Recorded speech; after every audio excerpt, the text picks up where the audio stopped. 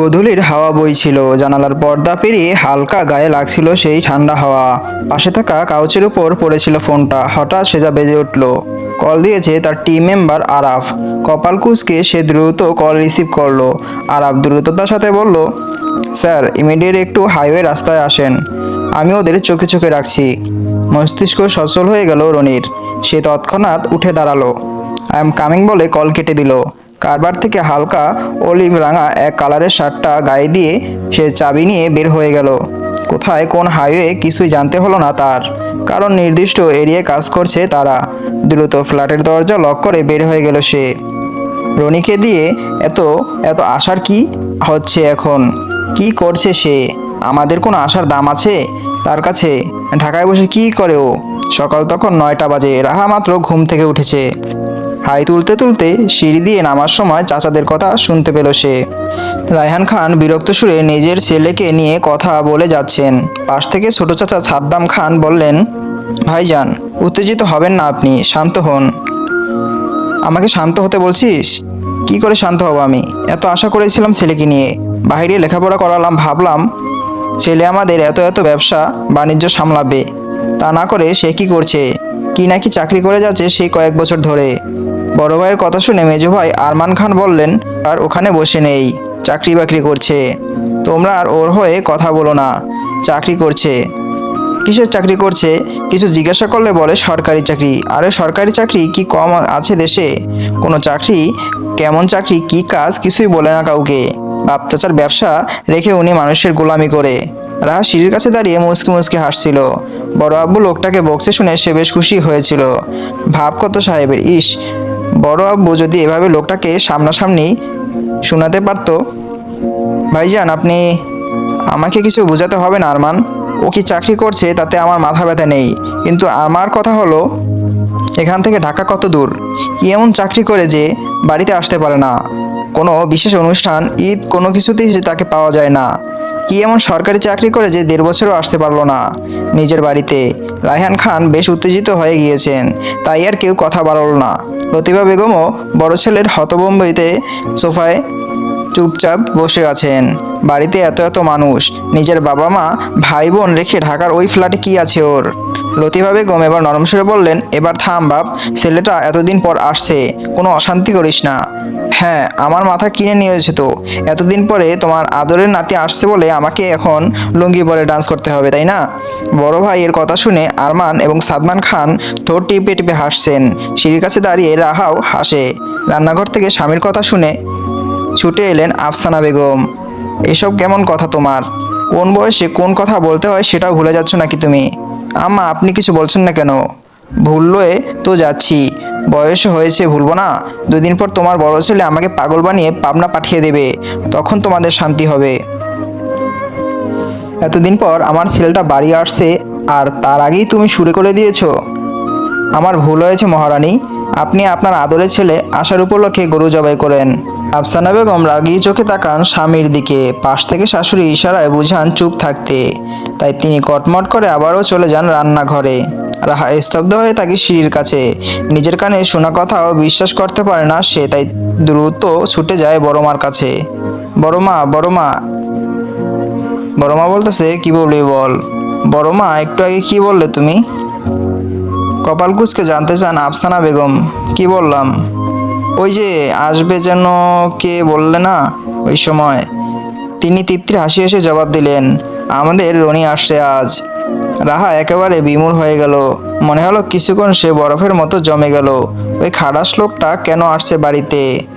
মনে মনে বকা দিচ্ছে আর বিড়বিড় করছে রাহা, তোমাদের রনি নয়, আমার জম আসছে।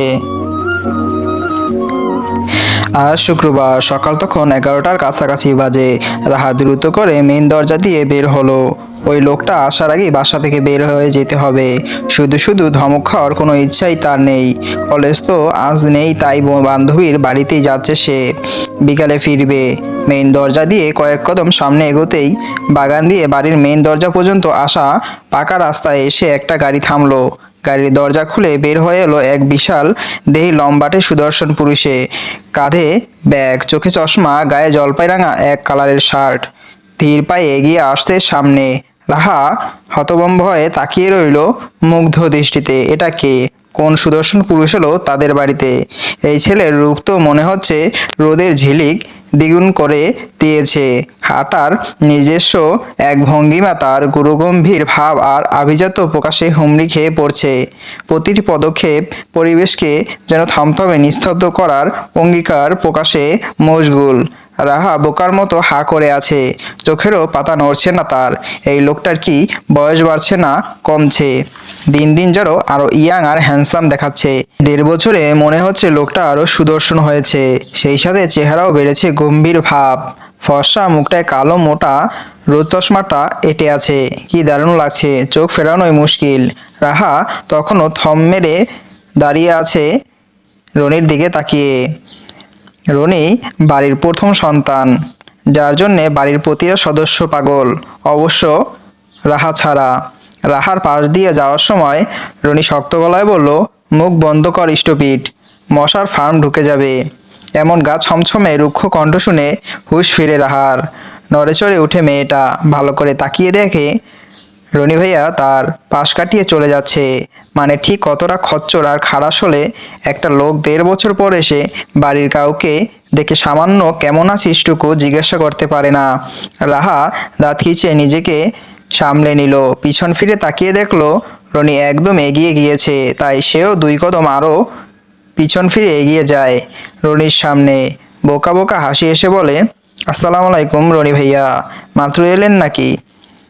রনি সালামের জবাবটুকু নিয়েছে কিনা সন্দেহ। রাহা ভালো করে কিছুই শুনলো না, শুধু একটুখানি দেখলো লোকটা হয়তো ঠোঁট নাড়িয়েছে সামান্য, যদিও বলা যায় না এটা সালামের উত্তর নাকি তাকে দেওয়া বকা। রনি 2 আঙ্গুল চেপে চশমাটা খুলে ফেলে ভুরু শুরু করে তাকায় রাহার দিকে। মেয়েটা এখনো আহ্লাদির মতো শরীর দুলিয়ে হাঁটছে, যা বিরক্ত লাগে রনির কাছে। এত ছটফট করার কি আছে? বেয়াদব মেয়ে। কপাল কুঁচকে আসে তার, চিবিয়ে স্বল্প কথায় জবাব দেয়, কানা হয়েছিস, দেখতে পাচ্ছিস না? হাসি থামা রাহা, গালটা খানিক ফুলানোর অভিনয় করে রাহা বলল, কই, আপনি যে 1.5 বছর পর বাসায় এলেন, আমাকে দেখেও জিজ্ঞেস করলেন না কিছু? তখন কি আমি আপনাকে কানা ডেকেছি? রনি বলতে লাগলো, স্টুপিড, চুপ কর। রাহা মোটেও সরল না। আমায় কিছু জিজ্ঞেস করলেন না কেন রনি ভাইয়া? দাঁত পিষে জবাব দিল রনি, প্রয়োজন বোধ করিনি। উত্তরটা বুঝি কিশোরী রাহার পছন্দ হলো না। সে কপাল কুঁচকে বলল, কেন প্রয়োজন বোধ করলেন না? হ্যাঁ, আমি কি মানুষ না? আমি কি আপনার কেউ না? আমি কি আপনার পরিবার না? আমি কি আপনার বোন না বলুন? গম্ভীর স্বরে জবাব দেয় রনি, তোকে কোনো কোলে বোন হিসেবে আমি মানিনি। আমি হিসাব আর কথা বাড়ল না। সে সামনে এগিয়ে গেল, রাগে দুঃখে দাঁত কটমট করতে করতে রাহাত সামনে চলল। মনে মনে হাজারটা বকা দিতে লাগলো বিড়বিড় করে, আমি আর এমনি এমনি এই জলহস্তিটাকে খারাস ডাকি? উনি আসলে একটা খারাস। রাহা ফোঁস করতে করতে রনির কয়েক কদম এগিয়ে গিয়ে আবার থামলো, কাঁধে ব্যাগ নিয়ে ফিরে তাকালো বুড়ো কুচকে। দেখতে পেলো রাগ নিয়ে রাহা দ্রুত চলে যাচ্ছে বাহিরের দিকে। রনি জোর গলায় তাকে ডাকলো, ওখানেই থাম রাহা। এত জোরে কথাটা বলল রনি ভাইয়া, রাহা সত্যি থেমে গেল, কিন্তু পিছন ফিরল না। ওভাবে ওখানে মূর্তির মতো দাঁড়িয়ে রইল। রনি কপাল কুঁচকে এগিয়ে এলো তার দিকে, পূর্ণ দৃষ্টি দিয়ে রাহার দিকে তাকালো। পা থেকে মাথা পর্যন্ত গোল একটা ফ্রক পরনে, উপরে কোটির সাথে গলায় স্কার্ফ ঝুলানো, একটা জিন্সের প্যান্ট পরনে, তার আবার পায়ে টাকনুর উপরে। রনির চোখে মুখে বিরক্ত ফুটে ওঠে। দেখতো ভরাট গলায় প্রশ্ন করে সে, কোথায় যাচ্ছিস? রাহা হাসার চেষ্টা করলো, বলল বাহিরে। রনি বলল, বাহিরে কোথায়? ঢোক গিলল রাহা, ওই ওই ওই মিথিলার বাড়ি। রনির কপালে বিরক্ত আরও কয়েকটা ভাঁজ দেখা গেল। ওখানে কি কাজ? না না, মানে এমনি, আসলে আন্টি যেতে বলেছিল তো তাই। রনি বলল, কেউ বললেই যেতে হবে? রাহা বলল, তো হবে না? আমি খুবই ভদ্র ভাইয়া, সবার সব কথা শুনি। আন্টি বলছে আর আমি যাব না? আপনি ভেতরে যান, আমি যাই। রাহা তাড়াতাড়ি পালানোর চেষ্টা করলো। রনি আবারও উঁচু গলায় রাখলো, গেট দিয়ে এক পা বের হবি না, তাহলে তোর খবর আছে। রাহার পা থেমে গেল। রাহা মনে মনে ভাবতেছে, খাটাসটা আসতে না আসতে শুরু করে দিয়েছে তার ঐতিহাসিক বিরক্তিকর খাটাসগিরি। আজরাইল একটা, বিড়বিড় করতে লাগলো রাহা। রনি আবারও অল্প শব্দে বলল, ভেতরে যা। রাহা তাকায় রনির দিকে, আবারও মেকি এসে বলল, দেখুন রনি ভাইয়া, আন্টি যেতে বলেছে, এখন যদি না যাই। আর আমি তোকে ভেতরে যেতে বলেছি স্টুপিড, এখনই যা। ধমক খেয়ে চুপসে গেল রাহা। জলহস্তিটা আসার 5 মিনিট হলো না, অথচ তাকে ধমকানো শুরু করে দিল। রাহা গাল ফুলিয়ে রাগে মাথা নিচু করে রাখলো। তা দেখে রনি হাত বাড়িয়ে ওর ঘাড়ের কাছে কটির অংশ মুঠো চেপে ধরলো। এরপর বিড়ালের বাচ্চার মতো টানতে টানতে নিয়ে গেল ভেতরের দিকে, যেন কোনো অবাধ্য দুষ্ট বিড়ালকে ঘাড় ধরে নিয়ে যাওয়া হচ্ছে। রনি শক্ত তবে স্বাভাবিক ভঙ্গিতে রাহার ঘাড়ের কটির অংশ চেপে ধরেই হাঁটতে লাগলো। না চাইলেও রাহা বিড়াল বাচ্চার মতো পা চালাচ্ছে। ও রনি ভাইয়া, ছেড়ে দিন না, যেতে দিন আমায়। রনি কোনো জবাব দিল না, পাশ ফিরে তাকিয়ে দেখলো না, শুধু শক্ত মুখে দরজার সামনে নিয়ে গেল টেনে। এরপর ঘাড় বাঁকিয়ে ফিরল রাহার দিকে। এই তোর সবার কথা শোনার নমুনা, তাই তো? বন্ধ দরজার দিকে তাকিয়ে রাহার মুখ ছোট হয়ে যায়। বাসার মেইন দরজা বাহির থেকে লাগানো। রনি আর কথা খরচ করলো না। এই বেয়াদব কে কিছু বলে লাভ নেই, নিশ্চয়ই বাড়ির কেউ মানা করেছিল বের হতে, তবু বেয়াদব বের হয়ে এসে বাহির থেকে বাড়ির দরজা বন্ধ করে দিয়েছে। রাগে রনির শরীর জ্বলে উঠল, ইচ্ছা হলো স্টুপিডটাকে ঠাটিয়ে একটা চড় লাগাতে। অবশেষে রনি রাহার ঘাড়ের অংশ চেপে ধরেই বাড়ির ভেতর নিয়ে গেল। আম্মা, আম্মা, এই একটা ডাক শুনেই আফসানা বেগম ছুটে এলেন। 1.5 বছর পর ছেলেকে দেখে আবেগে আপ্লুত হয়ে তিনি চোখের পানি ছেড়ে দেন। ছুটে গিয়ে জড়িয়ে ধরেন ছেলেকে। এরপর একে একে সবাই চলে আসে বাসার। কামিলি রনি ভাইয়ের আসার খবর শুনে দৌড়ে দৌড়ে এলো, তবে রাহাকে এভাবে ধরে থাকতে দেখে সে থমকে গেল। কপাল কুঁচকে কিছুক্ষণ তাকিয়ে রইল তার দিকে। রাহা চাপা গলায় বলল, দয়া করে এবার ছেড়ে দিন রনি ভাইয়া, সবাই দেখছে। রনি রাহার কথা শুনে তাচ্ছিলের মতো ছেড়ে দিল হাতের মুঠোয় রাখা কোটির অংশটা। এমন একটা ভাব করলো যেন ময়লার কোনো জিনিস ছুঁড়ে দিয়েছে সে। বিষয়টা রাহা খেয়াল করে মুখ মুচড়ায়। এতদিন পর বাড়ির ছেলে পেয়ে সবাই গদগদ হয়ে গেল। তার উপর আজ শুক্রবার, বাপ চাচা সবাই বাড়ি। রনি সবার শেষে বাবার দিকে ফিরল। তিনি গম্ভীর মুখ করে দাঁড়িয়ে। রনি মিষ্টি সুরে ডাকলো বাবা বলে। 1.5 বছর পর ছেলেকে দেখে তিনি আর রাগ করতে থাকতে পারেননি। ছেলেকে আসতে আসতে তিনি জড়িয়ে ধরলেন। যত যাই বলুক, ছেলের সামনে তিনিও যেন বাধ্য হয়ে যান। রনি কামিলিকে দেখে বলল, কিরে কেমন আছিস কামিলি? লাজুক হাসে কামিলি, মাথা নুয়ে ভদ্র সুরে জবাব দেয়, ভালো, তুমি কেমন আছো রনি ভাইয়া? রনি বলল, আলহামদুলিল্লাহ। শেষে রুশমি বলল, কিন্তু ভাইয়া তোমার সাথে রাহা এলো, তাও আবার ওই স্টুপিডটাকে বাগানের এখান থেকে ঘাড় ধরে নিয়ে এসেছি। আফসানা বেগম বললেন, ঘাড় ধরে মানে? কেন, কি হয়েছে? জাহানারা বেগম বললেন, কি আর হবে, মিথিলাদের বাড়ি যেতে চেয়েছিল।